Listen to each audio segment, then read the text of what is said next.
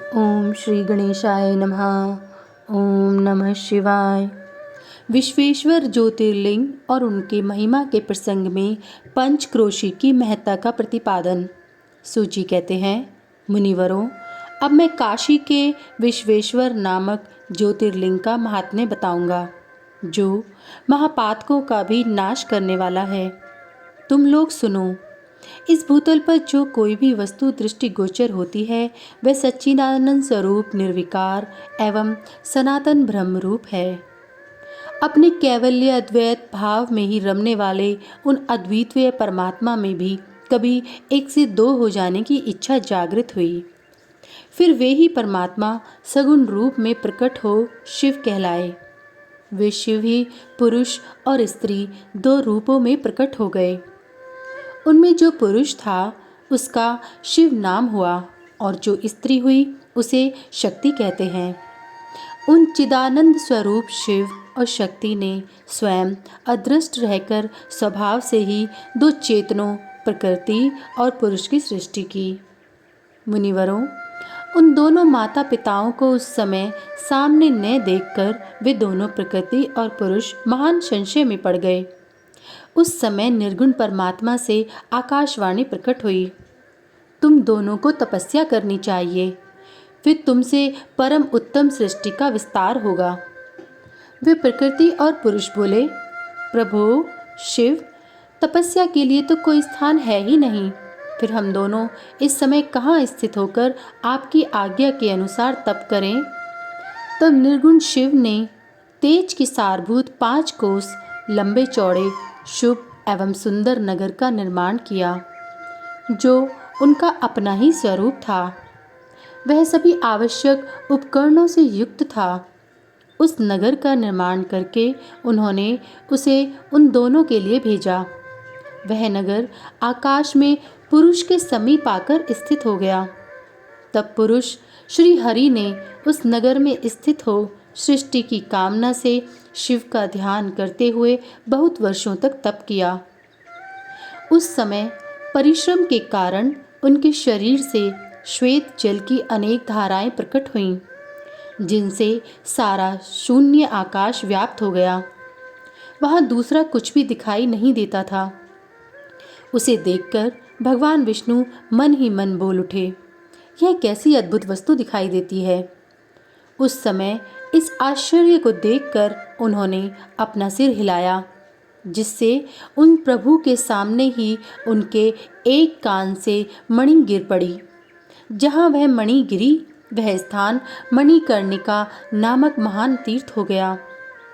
जब पूर्वोक्त जल राशि में वह सारी पंचक्रोशी डूबने और बहने लगी, तब निर्गुण शिव ने शीघ्र ही उसे अपने त्रिशूल के द्वारा धारण कर लिया। फिर विष्णु अपनी पत्नी प्रकृति के साथ वहीं सोए तथा उनकी नाभि से कमल प्रकट हुआ और उस कमल से ब्रह्मा उत्पन्न हुए। उनकी उत्पत्ति में भी शंकर का आदेश ही कारण था। तदंतर उन्होंने शिव की आज्ञा पाकर अद्भुत सृष्टि आरंभ की। ब्रह्मा जी ने ब्रह्मांड में 14 भुवन बनाए। ब्रह्मांड का विस्तार महर्षियों ने 50 करोड़ योजन का बताया है। फिर भगवान शिव ने यह सोचा कि ब्रह्मांड के भीतर कर्मपाश से बंधे हुए प्राणी मुझे कैसे प्राप्त कर सकेंगे। यह सोचकर उन्होंने मुक्तिदायिनी पंचक्रोशी को इस जगत में छोड़ दिया। यह पंचक्रोशी काशी लोक में कल्याणदायिनी, कर्म बंधन का नाश करने वाली, ज्ञानदात्री तथा मोक्ष को प्रकाशित करने वाली मानी गई है। अतएव मुझे परम प्रिय है। यहाँ स्वयं परमात्मा ने अविमुक्त लिंग की स्थापना की है। अतः मेरे अंशभूत हरे, तुम्हें कभी इस क्षेत्र का त्याग नहीं करना चाहिए। ऐसा कहकर भगवान हर ने काशीपुरी को स्वयं अपने त्रिशूल से उतार कर मृत्यु लोक की जगत में छोड़ दिया। ब्रह्मा जी का एक दिन पूरा होने पर जब सारे जगत का प्रलय हो जाता है, तब भी निश्चय ही इस काशीपुरी का नाश नहीं होता। उस समय भगवान शिव इसे त्रिशूल पर धारण कर लेते हैं और जब ब्रह्मा द्वारा पुनः नई सृष्टि की जाती है, तब इसे फिर वे इस भूतल पर स्थापित कर देते हैं। कर्मों का कर्षण करने से ही इस पुरी को काशी कहते हैं। काशी में अविमुक्तेश्वर लिंग सदा विराजमान रहता है।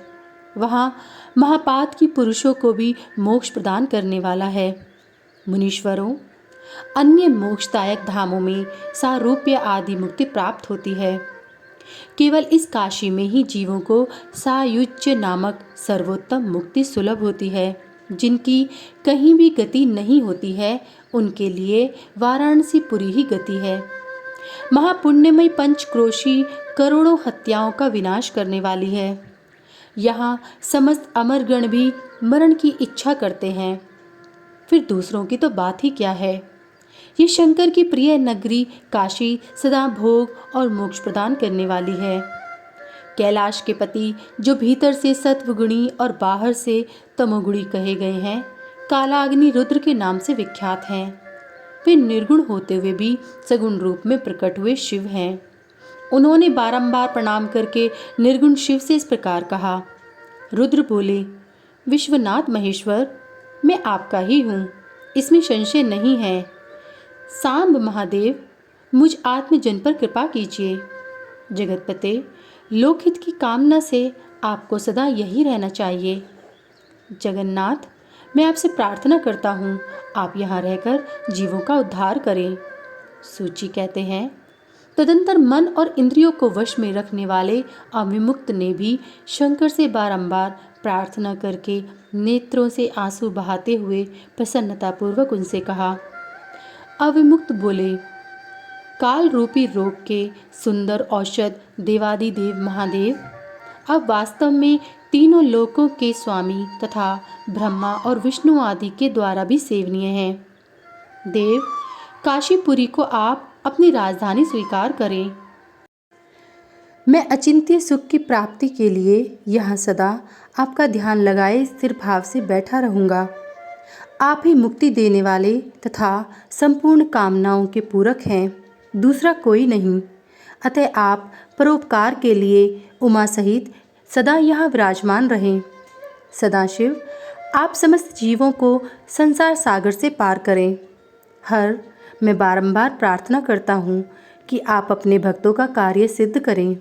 सूची कहते हैं, ब्राह्मणों, जब विश्वनाथ ने भगवान शंकर से इस प्रकार प्रार्थना की, तब सर्वेश्वर शिव समस्त लोकों का उपकार करने के लिए वहाँ विराजमान हो गए। जिस दिन से भगवान शिव काशी में आ गए, उसी दिन से काशी सर्वश्रेष्ठ पुरी हो गई। अध्याय 22 समाप्त। वाराणसी तथा विश्वेश्वर का महात्म्य। सूत जी कहते हैं, मुनीश्वरों, मैं संक्षेप से ही वाराणसी तथा विश्वेश्वर के परम सुंदर महात्म्य का वर्णन करता हूँ। सुनो। एक समय की बात है, पार्वती देवी ने लोकहित की कामना से बड़ी प्रसन्नता के साथ भगवान शिव से अविमुक्त क्षेत्र और अविमुक्त लिंग का महात्म्य पूछा। तब परमेश्वर शिव ने कहा, यह वाराणसीपुरी सदा के लिए मेरा गुह्यतम क्षेत्र है और सभी जीवों की मुक्ति का सर्वथा हेतु है। इस क्षेत्र में सिद्धगण सदा मेरे व्रत का आश्रय ले नाना प्रकार के वेश धारण किए मेरे लोक को पाने की इच्छा रखकर जितात्मा और जितेंद्रिय हो नित्य महायोग का अभ्यास करते हैं। उस उत्तम महायोग का नाम है पाशुपत योग। उसका श्रुतियों द्वारा प्रतिपादन हुआ है। वह भोग और मोक्ष रूप फल प्रदान करने वाला है। महेश्वरी, वाराणसीपुरी में निवास करना मुझे सदा ही अच्छा लगता है। जिस कारण से मैं सब कुछ छोड़कर काशी में रहता हूँ, उसे बताता हूँ। सुनो। जो मेरा भक्त तथा मेरे तत्व का ज्ञानी है, वे दोनों अवश्य ही मोक्ष के भागी होते हैं।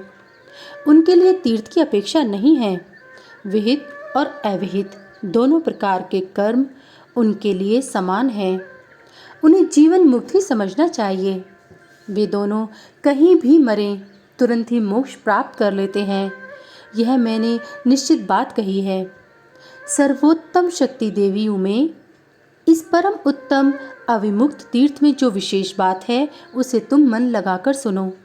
सभी वर्ण और समस्त आश्रमों के लोग, चाहे वे बालक, जवान या बूढ़े कोई भी क्यों न हो, यदि इस पुरी में मर जाएं तो मुक्त तो हो ही जाते हैं, इसमें संशय नहीं है। स्त्री अपवित्र हो या पवित्र, कुमारी हो या विवाहिता, विधवा हो या वंध्या, रजस्वला, प्रसूता, संस्कारहीना अथवा जैसी तैसी कैसी ही क्यों न हो, यदि इस क्षेत्र में मरी हो तो अवश्य मोक्ष की भागिनी होती है, इसमें संदेह नहीं है। स्वेदज, अंडज, उद्भिज अथवा जरायुज प्राणी जैसे यहाँ मरने पर मोक्ष पाता है, वैसे और कहीं नहीं पाता। देवी, यह मरने वाले के लिए न ज्ञान की अपेक्षा है, न भक्ति की, न कर्म की आवश्यकता है, न दान की, न कभी संस्कृति की अपेक्षा है और न धर्म की ही। यह नाम कीर्तन, पूजन तथा उत्तम जाति की भी अपेक्षा नहीं होती। जो मनुष्य मेरे इस मोक्षदायक क्षेत्र में निवास करता है, वह चाहे जैसे मरे, उसके लिए मोक्ष की प्राप्ति सुनिश्चित है। प्रिय, मेरा यह दिव्यपुर गुह से भी गुहतर है। ब्रह्मा आदि देवता भी इसके महात्म्य को नहीं जानते, इसलिए यह महान क्षेत्र अविमुक्त नाम से प्रसिद्ध है, क्योंकि नैमिष आदि सभी तीर्थों से यह श्रेष्ठ है। यह मरने पर अवश्य मोक्ष देने वाला है। धर्म का सार सत्य है, मोक्ष का सार समता है तथा समस्त क्षेत्रों एवं तीर्थों का सार यह अविमुक्त तीर्थ काशी है, ऐसी विद्वानों की मान्यता है। इच्छानुसार भोजन, शयन, क्रीड़ा तथा विविध कर्मों का अनुष्ठान करता हुआ भी मनुष्य यदि इस अविमुक्त तीर्थ में प्राणों का त्याग करता है तो उसे मोक्ष मिल जाता है। जिसका चित्त विषय में आसक्त है और जिसने धर्म की रुचि त्याग दी है, वह भी यदि इस क्षेत्र में मृत्यु को प्राप्त होता है तो पुनः संसार बंधन में नहीं पड़ता। फिर तो जो ममता से रहित, धीर, सत्वगुणी, दंभहीन, कर्म कुशल और कर्तापन के अभिमान से रहित होने के कारण किसी भी कर्म का आरंभ न करने वाले हैं, उनकी तो बात ही क्या है, वे सब मुझ में ही स्थित हैं। इस काशीपुरी में शिव भक्तों द्वारा अनेक शिवलिंग स्थापित किए गए हैं। पार्वती, वे संपूर्ण अभिष्टों को देने वाले और मोक्षदायक हैं। चारों दिशाओं में 5-5 कोस फैला हुआ यह क्षेत्र अविमुक्त कहा गया है। यह सब ओर से मोक्षदायक है। जीवन को मृत्युकाल में यह क्षेत्र उपलब्ध हो जाए तो उसे अवश्य मोक्ष की प्राप्ति होती है। यदि निष्पाप मनुष्य काशी में मरे तो उसका तत्काल मोक्ष हो जाता है, और जो पापी मनुष्य मरता है वह काय व्यूहों को प्राप्त होता है। उसे पहले यातना का अनुभव करने के पीछे ही मोक्ष की प्राप्ति होती है। सुंदरी, जो इस अविमुक्त क्षेत्र में पातक करता है, वह हजारों वर्षों तक भैरवी यातना पाकर पाप का फल भोगने के पश्चात ही मोक्ष पाता है। शतकोटि कल्पों में भी अपने किए हुए कर्म का क्षय नहीं होता। जीव को अपने द्वारा किए गए शुभाशुभ कर्म का फल अवश्य ही भोगना पड़ता है। केवल अशुभ कर्म नरक देने वाला होता है, केवल शुभ कर्म स्वर्ग की प्राप्ति कराने वाला होता है तथा शुभ और अशुभ दोनों कर्मों से मनुष्य को योनि की प्राप्ति बताई गई है। अशुभ कर्म की कमी और शुभ कर्म की अधिकता होने पर उत्तम जन्म प्राप्त होता है। शुभ कर्म की कमी और अशुभ कर्म की अधिकता होने पर यहाँ अधम जन्म की प्राप्ति होती है। पार्वती, जब शुभ और अशुभ दोनों ही कर्मों का क्षय हो जाता है, तभी जीव को सच्चा मोक्ष प्राप्त होता है। यदि किसी ने पूर्व जन्म में आदरपूर्वक काशी का दर्शन किया है, तभी उसे इस जन्म में काशी में पहुंचकर मृत्यु की प्राप्ति होती है। जो मनुष्य काशी जाकर गंगा में स्नान करता है, उसके क्रियमाण और संचित कर्म का नाश हो जाता है, परंतु प्रारब्ध कर्म भोगे बिना नष्ट नहीं होता, यह निश्चित बात है। जिसकी काशी में मुक्ति हो जाती है, उसके प्रारब्ध कर्म का भी क्षय हो जाता है। प्रिय, जिसने एक ब्राह्मण को भी काशीवास करवाया है, वह स्वयं भी काशीवास का अवसर पाकर मोक्ष लाभ करता है। सूची कहते हैं, मुनिवरों, इस तरह काशी का तथा विश्वेश्वर लिंग का प्रचुर महात्म्य बताया गया है। जो सत्पुरुषों को भोग और मोक्ष प्रदान करने वाला है। इसके बाद मैं त्र्यंबक नामक ज्योतिर्लिंग का महात्म्य बताऊंगा, जिसे सुनकर मनुष्य क्षण भर में समस्त पापों से मुक्त हो जाता है। अध्याय 23 समाप्त। सभी वेद और पुराण को सुनने के लिए हमारे इस चैनल को सब्सक्राइब कीजिए और हमारी सभी वीडियो को लाइक करने की कृपा करें और कमेंट में हर हर महादेव लिखना ना भूलें। भगवान भोलेनाथ की कृपा आप सब पर सदैव बनी रहे। यदि मुझसे पढ़ने में कोई त्रुटि हो गई हो तो प्लीज़ मुझे क्षमा करें। हर हर महादेव। जय भोलेनाथ।